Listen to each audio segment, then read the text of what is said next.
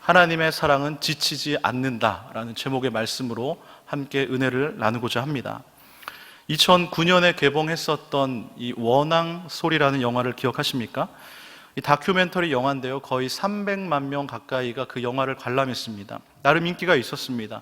이 중에 아마 보신 분들도 있으실 텐데요, 영화의 내용은 이렇습니다. 이 평생 땅을 지키며 살아왔던 한 할아버지에게 30년을 같이 동거동락하며 부려온 소 한 마리가 있었습니다. 소의 수명은 보통 15년이라고 하는데요, 이 소의 나이는 무려 40살입니다. 살아있다는 게 믿기지 않는 아주 나이가 많은 소였습니다. 하지만 이 나이 많은 소는요, 할아버지의 최고의 친구이자 최고의 농기구였고 유일한 자가용이었습니다. 소의 목에 다는 것을 이 원앙이라고 하는데요, 할아버지는 귀가 잘 들리지 않습니다. 그런데 유독 이 원앙 소리는 잘 들으시는 것입니다. 할아버지는 한쪽 다리가 불편하지만 소가 먹을 풀을 베기 위해서 매일 산을 올랐습니다. 심지어 이 소에게 해가 갈까봐 밭에 농약도 치지를 않았습니다. 소도 나이가 들어서 힘이 많이 쇠약해졌지만 이 할아버지가 고삐를 잡기만 하면 이 산 같은 나무짐도 거뜬히 그 소는 메고 가는 것입니다. 소는 할아버지와 함께 그해 겨울을 날 수 있는 이 나무를 가득 해놓고 소는 마지막 숨을 거두게 됩니다. 할아버지는 그 소가 조용히 눈을 감던 날, 이 숨이 떨어지기 직전에 자신의 손으로 그 소의 코에 매어 있던 코프레와 원앙을 떼어냅니다. 그렇게 할아버지는 이 오랜 친구와 이별을 하게 되는 것이죠. 이 영화를 보면요, 할아버지와 이 소 사이에 정말 애틋한 그 잔잔한 사랑이 감동으로 다가옵니다. 괜스레 눈에 눈물까지 맺혀지는 그러한 영화입니다. 5만 관객만 넘어도 대박이라는 이 다큐멘터리 영화를 왜 이리 많은 사람들이 관람을 했을까요? 이런 영화를 통해서라도 아마 따뜻한 그 사랑의 감정을 느끼려고 했을 것입니다. 누구나 사랑받고 싶어 합니다. 이 사랑을 싫어하는 사람 아무도 없습니다. 그런데요, 이처럼 많은 사람들이 사랑을 받고 느끼고 싶어 하지만 그 사랑은 자기가 원하는 방식의 사랑일 때만 그 사랑으로 느낀다라는 사실입니다. 이 영화의 예고편에 보면 이런 문구가 등장을 합니다. 사람은 가끔 마음을 주지만 소는 언제나 전부를 바친다. 이것이 우리가 원하는 사랑의 방식이 아닐까요? 나는 가끔 마음을 줘도 상대방은 나에게 전부를 바치기를 원하는, 이 사랑을 원하는 이 마음이 인간의 사랑의 한계다라는 것입니다. 영화에 보면 할아버지가 또 이런 말을 하는데요, 말 못하는 짐승이라도 나한테는 이 소가 사람보다 나아요. 저는 이 말을 들으면서 이 구약의 말라기서가 생각이 났습니다. 구약 성경의 마지막 책 말라기서, 오늘 우리가 함께 읽었는데 1장 1절은 이렇게 시작합니다. 여호와께서 말라기를 통하여 이스라엘에게 말씀하신 경고라. 이 말라기서의 특징이 한 가지가 있습니다. 그것은 말라기서가 총 4장으로 되어 있는데요, 하나님이 직접 말씀하신 내용이 이 말라기서 전체를 대부분 차지한다라는 것입니다. 말라기서가 총 55절의 말씀이 있는데 그 중에 47절이나 하나님께서 직접 말씀하신 부분입니다. 이 비율은요, 모든 예언서를 통틀어서 가장 높은 비율을 차지하고 있습니다. 기록된 분량에 비해서 하나님이 굉장히 많이 말씀하셨다라는 것이죠. 이것은 무엇을 뜻할까요? 그만큼 하나님께서 답답하셨다는 것이죠. 하나님께서 뭔가를 이야기를 하고 싶으셨다라는 것입니다. 첫 절부터 경고라는 단어가 우리에게 굉장히 강하게 다가오지 않습니까? 하나님과 이스라엘 백성들이여 대화를 나눕니다. 하나님과 대화를 나눴다는 것은 굉장히 감사한 일이죠. 그런데 그 대화의 내용이 사랑의 대화가 아니라 슬픈 대화의 내용이었다는 것입니다. 하나님께서 이스라엘 백성들에게 고백을 하십니다. 내가 너희를 사랑하였노라. 그런데요, 당시 말라기 선지자를 통해서 이 고백을 들었던 이스라엘 백성들의 대답은 오히려 이 질문으로 바뀌게 됩니다. 주께서 어떻게 우리를 사랑하셨나이까? 이렇게 반문을 한 것이에요.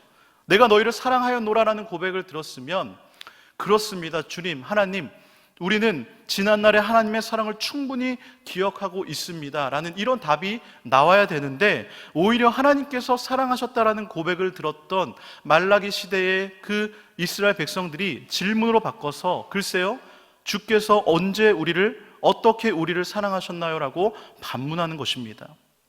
내가 내 옆에 있는 사람들에게 몇 번 이 호의를 베풀어 줄 때 그 사람이 내 호의를 몰라주면 참 마음이 섭섭한데, 이건 뭐 거의 일방적인 사랑을 퍼부어 주는데도 그 사랑을 만약에 몰라준다면, 아니 오히려 당신이 나를 언제 사랑했습니까? 라고 따지듯이 묻는다면 배신감을 넘어 분노가 일어나지 않을까요? 말라기 선지자가 살던 당시는요, 이스라엘 백성들이 3차 포로 기환을 다 마치고 이제 예루살렘의 성전과 성벽도 다 건축이 되었던 그러한 시기입니다. 그리고 하나님께서 학개 선지자를 통해서 이스라엘 백성들에게 이제는 축복을 약속해 주십니다.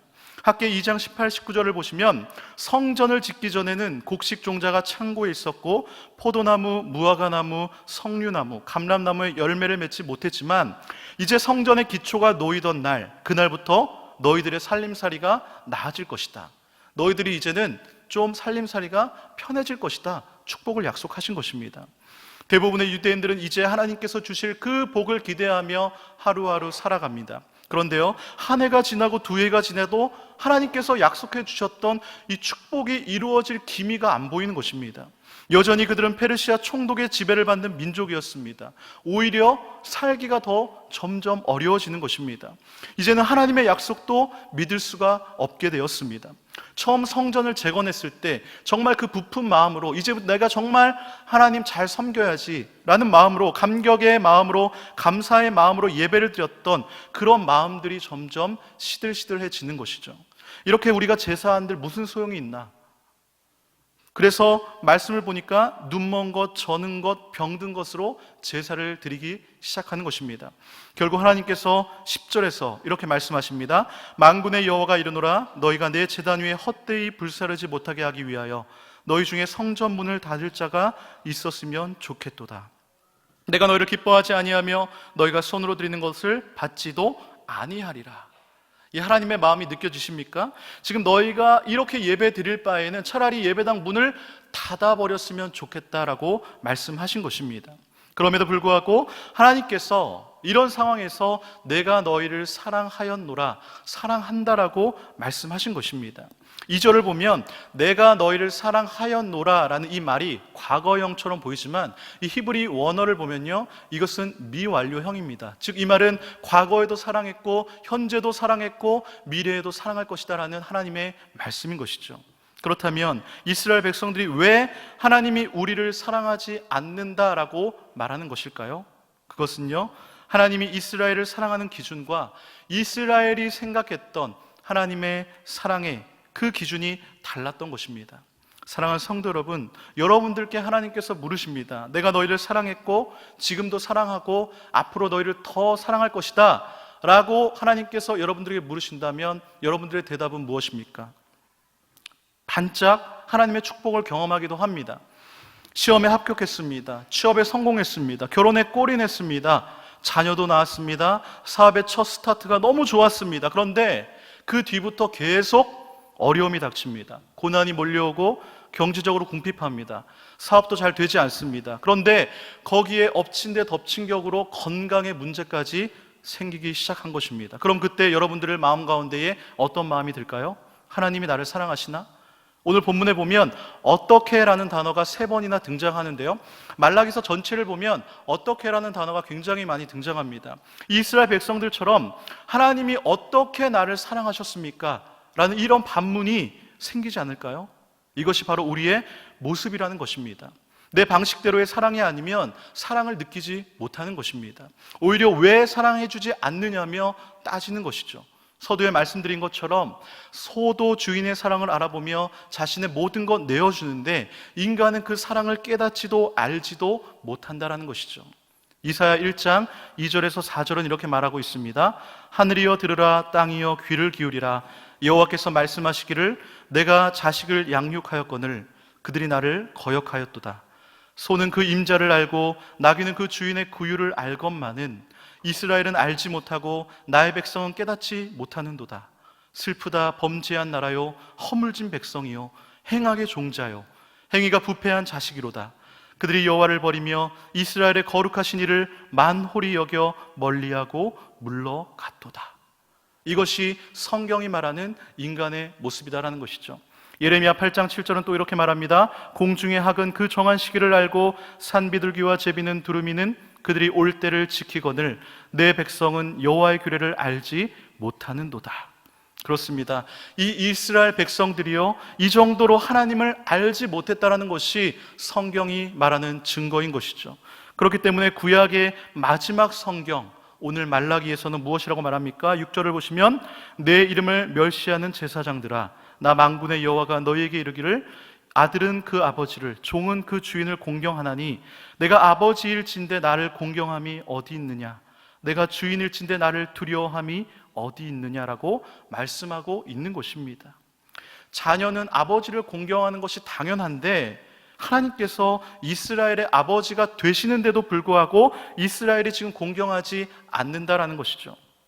그렇다면 이스라엘 백성 전체가 그리할지라도 하나님의 말씀을 전하고 하나님의 말씀을 가르치는 이 제사장들은 그렇게 해야 되지 않겠습니까? 그런데 6절에서 뭐라고 말합니까? 내 이름을 멸시하는 제사장들아라고 말을 합니다. 제사장들이 앞장서서 지금 하나님의 이름을 멸시하고 있는 것입니다. 그러자 오히려 제사장들이 뭐라고 말합니까? 우리가 언제 어떻게 주의 이름을 멸시했습니까? 하고 따지는 것입니다. 저는 이 구절을 읽으면서 제 자신이 너무나 두렵고 떨렸습니다. 우리가 받은 진리와 계시와 하나님의 은혜가 구약의 성도들보다 훨씬 많음에도 불구하고 내가 주님의 사랑을 잃어버린 것은 아닌가? 내가 십자가의 그 사랑을 잊어버리고 내 앞에 현실만 바라보고 내가 하나님의 사랑을 판단하지는 않았는가? 이 고난의 주간을 보내면서 이 생각이 계속 저의 머릿속을 맴돌게 된 것입니다. 저에게는 특별히 유난히 올해 이 고난 주간이 특별하게 다가오는데요, 지금까지 보낸 고난 주간 중에서 가장 많이 이 십자가를 묵상하면서 의미 있게 보내지 않았나라고 생각을 합니다. 종료주일부터 시작해서요, 화요일, 수요일 새벽, 그리고 수요일 9시 기도회, 또 목요일 십자수, 그리고 오늘 성금요일까지 서로 다른 이 7편의 설교를 준비했기 때문입니다. 물론 너무 힘들었습니다. 그런데요, 주님의 예루살렘 입성부터 유다의 배신, 이 제자들의 6월절 만찬의 준비, 안나스와 가야바 대제사장의 신문, 그리고 주님의 겟세마네 기도의 모습을 본문으로 다루면서 오늘 설교를 준비하는데 이 사복음서가 아니라 구약의 마지막 책인 이 말라기를 본문으로 정해야겠다라는 그런 마음이 든 것입니다. 이 십자가의 사랑을 묵상하는 가운데 주께서 어떻게 우리를 사랑하셨나이까라는 이 반문이 저의 마음을 너무 아프게 했던 것이죠. 그러면서 다시 한번 그 하나님의 지치지 않는 그 놀라운 사랑을 확인하는 시간이 되었습니다. 사랑하는 성도 여러분, 성경에서 인간이 어떠한지를 밝히는 대로 우리가 인간에 대해 제대로 알지 못한다면 우리는 인간에 대해 너무나 수많은 환상을 가질 수밖에 없습니다. 오늘날 세상은요, 인간의 위대성을 부르짖고 있습니다. 인간에게는 무한한 가능성이 있다라는 것이죠. 인공지능을 개발했습니다. 우주여행을 합니다. 인간이 못하는 것이 없어 보입니다. 결국 이 유발 하라리가 말한 것처럼 인간이 신이 되어버린 이 시대, 호모데우스의 시대를 우리는 살아가고 있는 것이죠. 그러나 성경은 무엇이라고 말합니까? 인간이 얼마나 이 죄로 가득 차 있는지를 증거하고 있습니다. 그렇기 때문에 그 죄를 해결하실 분은 오직 예수 그리스도뿐임을 증거하고 있는 것입니다. 결국 죄라는 것이요, 예수 그리스도를 의지하지 못하도록 너의 힘으로 할 수 있다라고 우리를 알리고 있는 것이죠. 그러나 우리는요, 하나님의 사랑 없이는 한순간도, 단 한순간도 살아갈 수 없음을 믿으시기를 바랍니다. 그럼 하나님이 우리를 어떻게 사랑하신 것입니까? 그 대답이 2절 후반절과 3절에 나와 있는데요, 나 여호와가 말하노라, 에서는 야곱의 형이 아니냐? 그러나 내가 야곱을 사랑하였고 에서는 미워하였으며 그의 산들을 황폐하게 하였고 그의 산업을 광야의 이리들에게 넘겼느니라. 그렇습니다. 지금 하나님께서 에서와 야곱을 통해서 하나님의 택하심의 사랑에 대해 말씀하고 있습니다.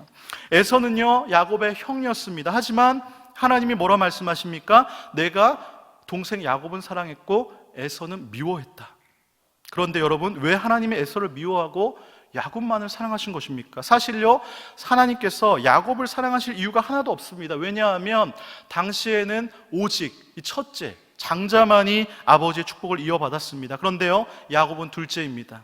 지금식으로 보면 야곱은 흙수저인 것입니다. 실제로 야곱은 고생을 엄청 많이 했습니다. 하나님이 야곱을 사랑했고 내가 에서는 미워했다라고 했지만 실제 삶을 보면 에서가 오히려 복받은 것처럼 보입니다. 에서는요, 야곱을 맞이하려고 데리고 나갔던 부하들만 400명입니다. 그런데 야곱은요, 외삼촌한테 사기당하고 14년을 머슴살이를 합니다. 야복강가에서 천사와 씨름하다가 이 환도뼈가 부러져서 평생 지팡이를 의지하며 살아갑니다. 딸이 강간을 당합니다. 노년에는요, 흉년이 들어서 다른 나라로 이민을 가야 했던 인생이었습니다. 얼마나 인생이 힘들었는지 창세기 47장 9절에서 야곱이 바로왕 앞에서 자신의 인생을 돌아보며 정말 험악한 세월을 보냈다라고 그는 고백을 합니다. 그런데도 불구하고 하나님께서는 에서는 미워하고 야곱은 사랑하셨다라는 거예요. 사랑하는 성도 여러분, 여러분들에게 만약 하나님께서 내가 너희에게 이런 사랑을 줄 테니 너희들이 받겠냐고 하면 받으시겠습니까? 하나님 이런 사랑 필요 없어요 라고 하지 않겠습니까? 아니, 하나님 도대체 나를 어떻게 사랑하신 것입니까? 지금 이게 나를 사랑한 증거입니까? 라고 반문하지 않겠습니까?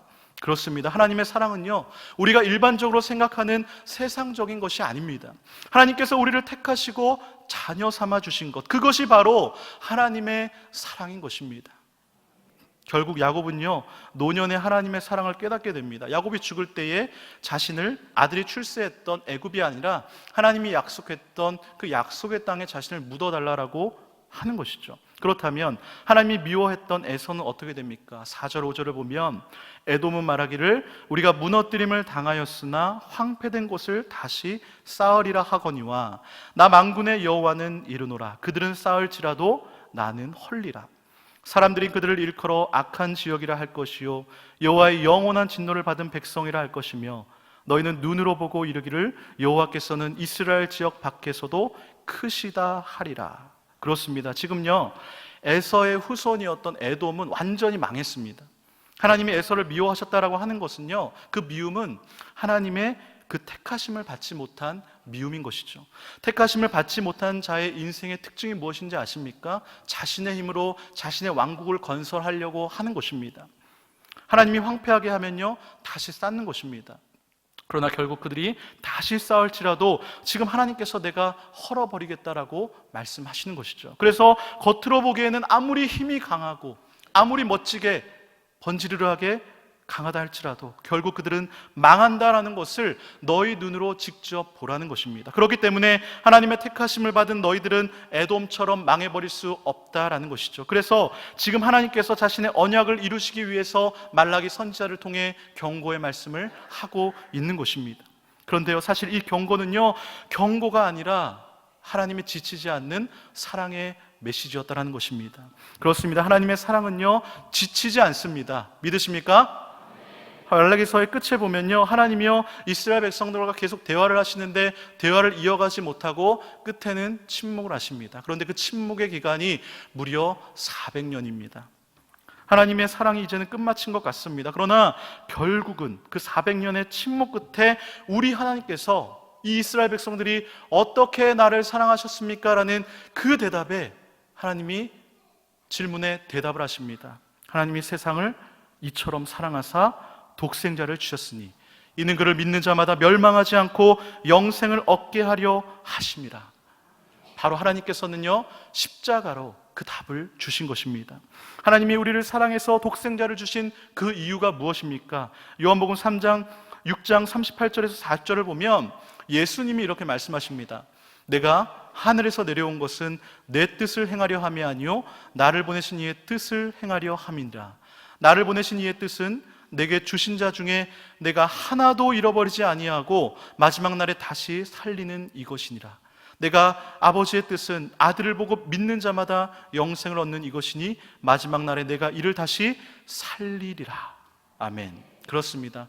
하나님의 뜻은 무엇이냐면 하나님께서 택하신 자들 하나도 잃어버리지 않고 마지막 날에 다시 살리시는 것, 그 영생을 얻게 하는 것입니다. 이 일을 이루기 위해 예수님께서 이 땅 가운데 오신 것입니다. 그래서 예수님께서 십자가상에서 마지막에 뭐라고 하십니까? 내가 다 이루었다. 즉 아버지께서 보내신 그 일을 다 완성하셨다라는 것입니다. 사랑하는 성도 여러분, 하나님의 아들 예수께서 우리를 위해 죽으셨다라는 사실 이 하나만이라도 우리가 정말 확신하고 있다면 우리는 흔들리지 않을 수 있습니다. 그런데 문제는요, 너무나 예수님의 십자가에 익숙해져 있다는 것입니다. 예수님께서 로마 군병들에게 채찍당하시고 침뱉음을 당하시고 조롱을 당하셨습니다. 십자가의 그 고난을 당하시고 물 한 방울, 피 한 방울까지 다 흘려주시고 죽으셨습니다. 이 십자가의 죽음이 우리를 위한 죽음임에도 불구하고 우리에게는 감동과 감격이 없습니다. 너무나 많이 들었기 때문에, 너무나 익숙하기 때문인 것이죠. 그렇기 때문에 우리는 이 십자가를 끊임없이 기억하면서 묵상해야 될 줄로 믿습니다. 우리는 계속 생각해야 합니다. 하나님께서 십자가에 우리를 대신해서 죽으신 이 예수님의 은혜만 우리가 간직하고 있어도 우리는 하나님의 사랑이 의심될 때마다 이겨나갈 수 있는 것입니다. 시편 103편 2절입니다.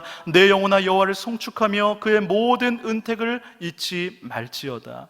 신명기 15장 15절에도 이렇게 말씀합니다. 너는 애굽 땅에서 종되었던 것과 내 하나님 여호와께서 너를 속량하셨음을 기억하라. 한마디로 하나님의 그 은혜를 기억하라는 것입니다.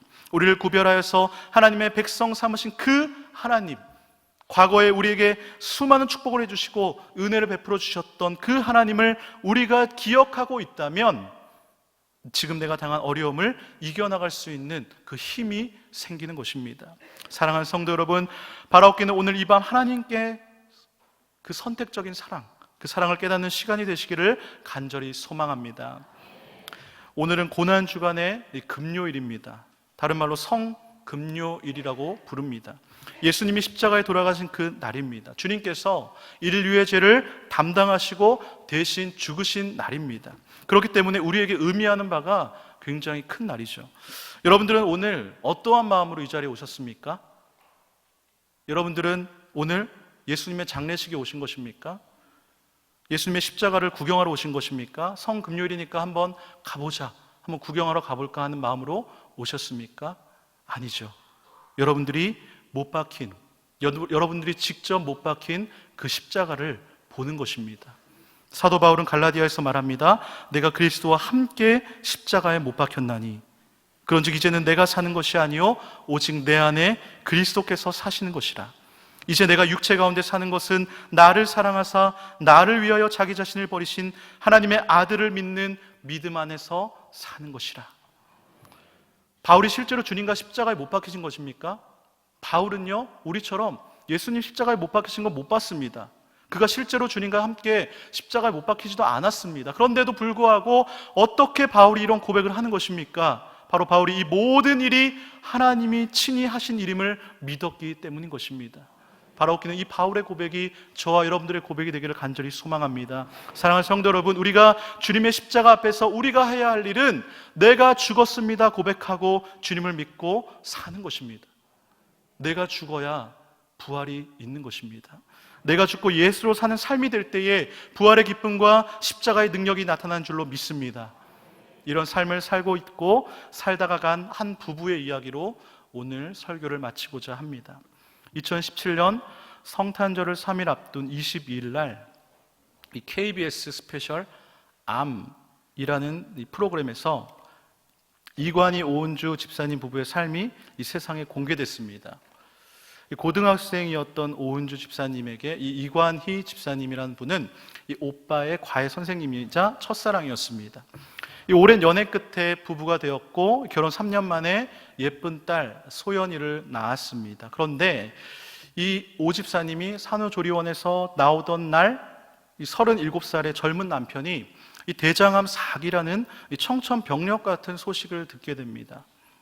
한편 이관희 집사님은 이 수술을 받기 전에 의사 선생님으로부터 그렇게 심한 게 아닙니다라고 말을 듣고 그래도 하나님 이렇게 수술이라도 받게 된 거 정말 감사합니다라는 생각으로 이 수술을 받았는데 이 대장에 있던 암이 방광과 복막까지 퍼져버린 상태였습니다. 한 가정의 가장으로서 갓 태어난 아이의 부모로서 딸에게 좋은 아빠가 되어 주겠다라고 다짐하며 행복한 순간을 상상했지만 그런 것들 누릴 새도 없이 항암 치료와 수술을 시작해야만 했습니다.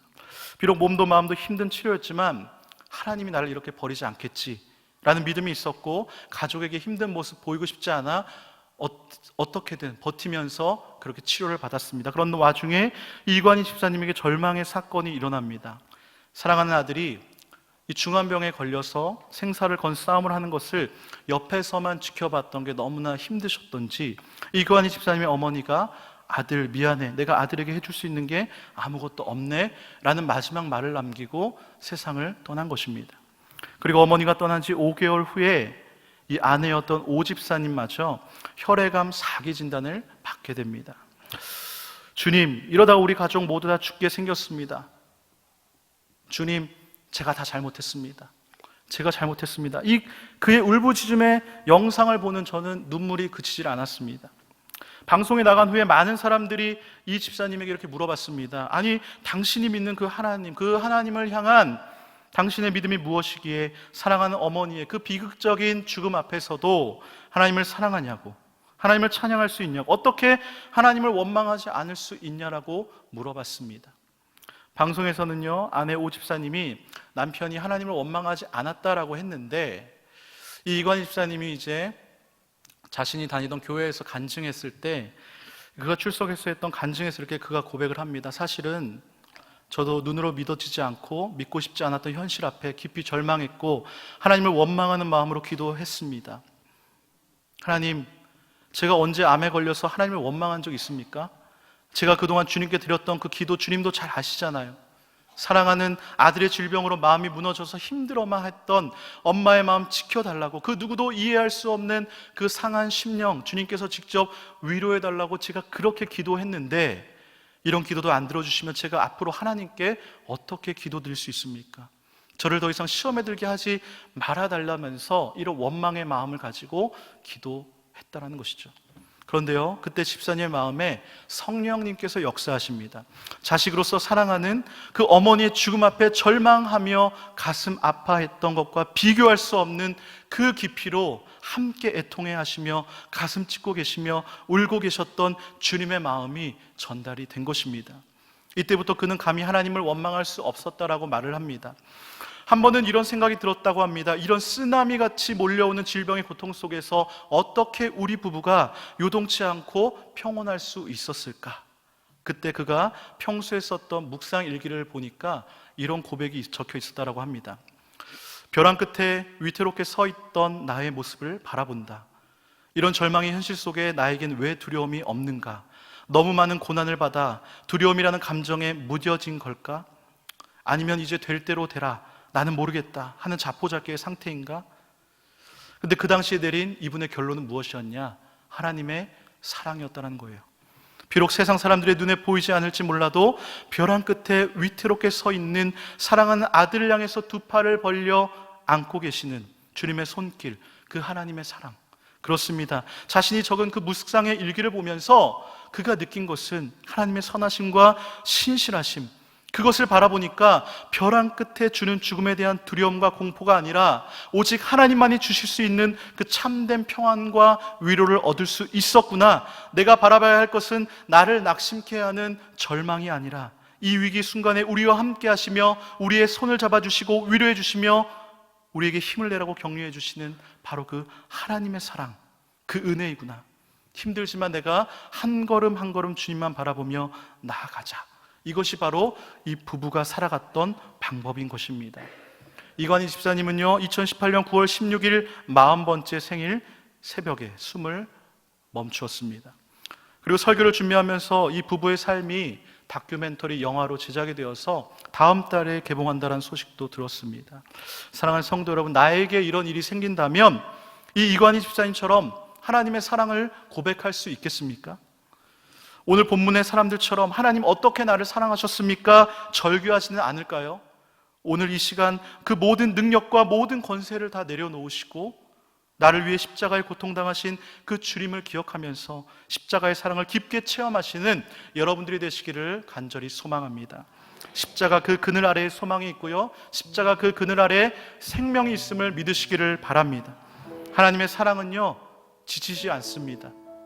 십자가 그 사랑이 저와 여러분의 삶에 가득하기를 주님의 이름으로 축원합니다. 이 시간 우리가 함께 찬양하기를 원하는데요, 너무나 유명한 찬양이죠. Above All 이란 찬양인데 우리나라에서는 모든 능력과 모든 권세로 번역된 곡이죠. 미국에서 가장 영향력 있었던 기독교 음악 밴드인 호산나 워십 밴드 리더였던 이 폴 바로슈가 작곡한 곡인데 처음에 이 곡을 만들 때는 주님의 위대함을 찬양하는 내용이었습니다. 그런데 그러한 모든 것들보다 뛰어나신 주님이 우리들을 위해 죽으셨다라는 그 십자가의 사랑하는 노래로 바뀐 것입니다. 이 제목부터 above all, 그 뜻이 무엇입니까? 그 무엇보다도, 이 세상 그 무엇보다도 모든 것 위에 있는 주님의 십자가의 사랑, 이 시간 우리가 함께 찬양하기를 원합니다.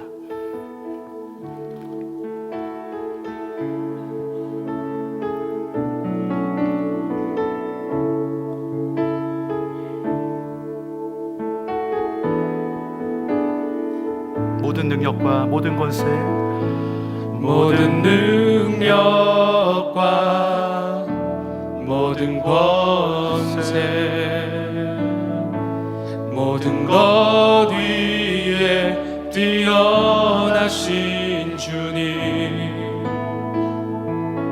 세상이 증량할 수 없는 지혜로 모든 만물 창조하셨네.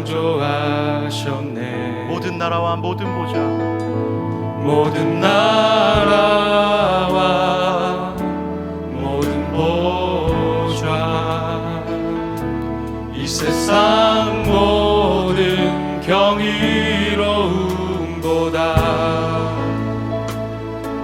이 세상 모든 값진 보물보다 더욱 귀하신 나의 주님, 더욱 귀하신 나의 주님, 십자가 고통당하사 버림받고 외면당하셨네. 짓밟힌 장미꽃처럼 나를 위해 죽으셨네. 나의 주.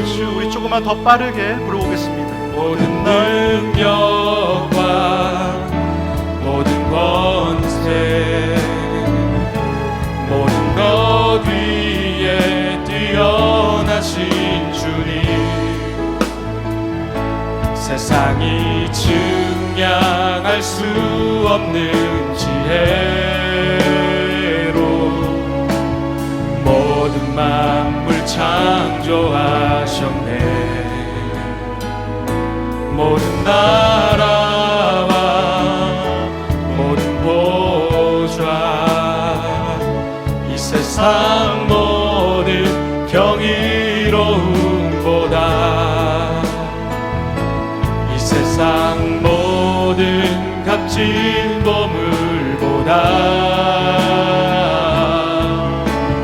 더욱 귀하신 나의 주님, 십자가 고통당하사, 십자가 고통당하사 버림받고 외면당하셨네.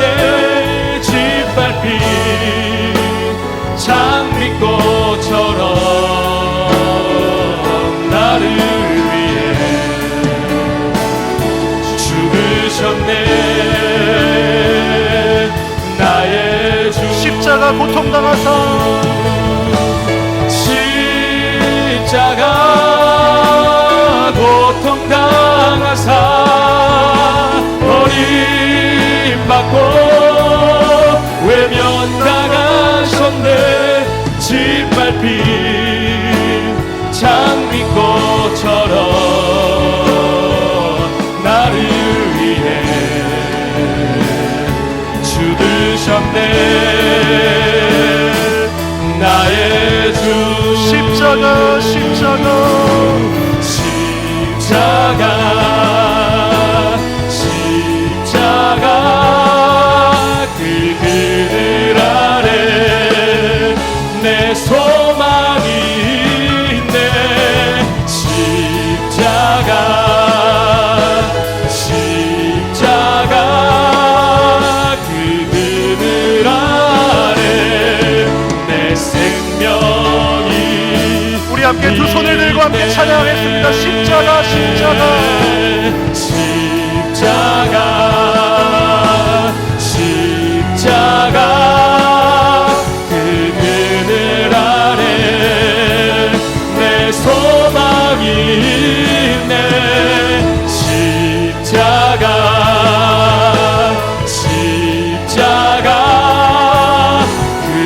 그늘 아래 내 생명이 있네.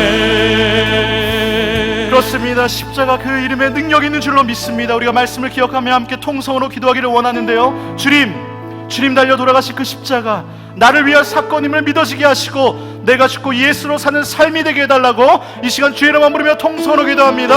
주여!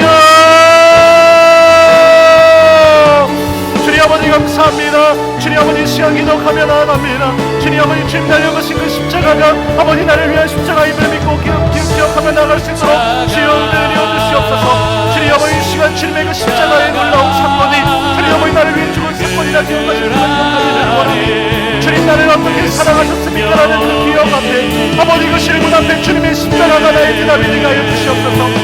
주님 이 시간 주님의 놀라운 그 십자가의 사랑이 나의 마음 가운데 보시기를 원합니다.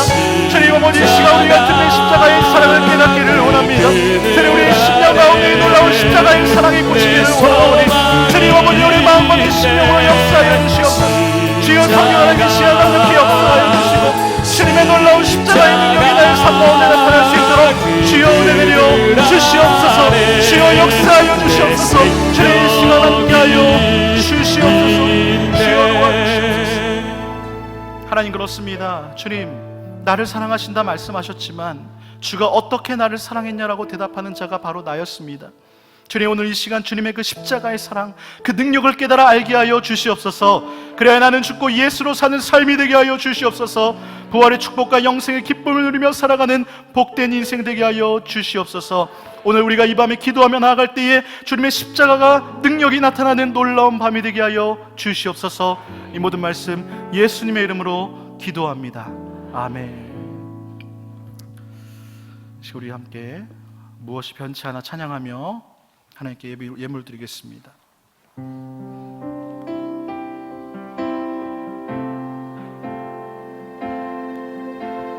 무엇이 변치 않아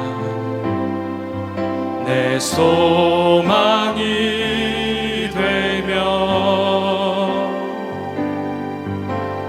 무엇이 한결같아 내 삶을 품으리. 그 누가 날 만족해 그 누가 날 만족해 내 영이 쉬며 그 누굴 기다려 내 영이 기쁘리.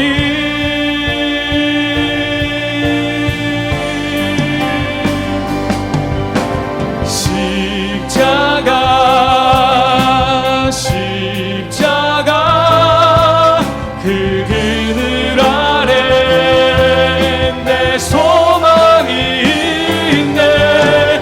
십자가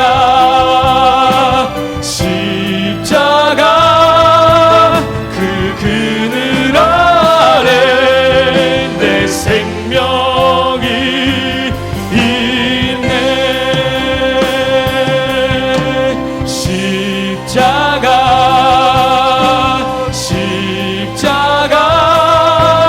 그 그늘 아래 내 소망이 있네.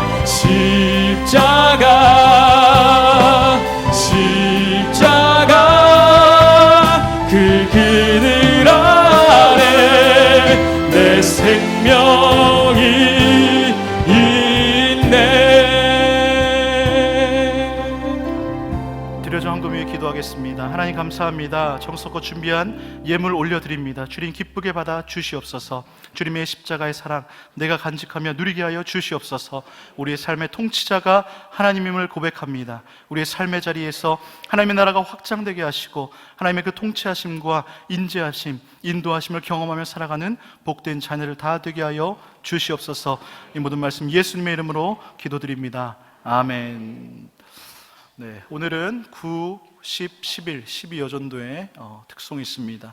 우리 9여전도회는요, 지도의 이수명 목사님, 회장의 백혜자 권사님 되시고요. 10여전도회는 지도의 임노한 목사님, 회장으로 김덕자 권사님, 11여전도회 지도의 이수명 목사님, 회장의 최영옥 권사님, 12여전도회 지도의 이수명 목사님, 회장의 김숙빈 권사님 되십니다.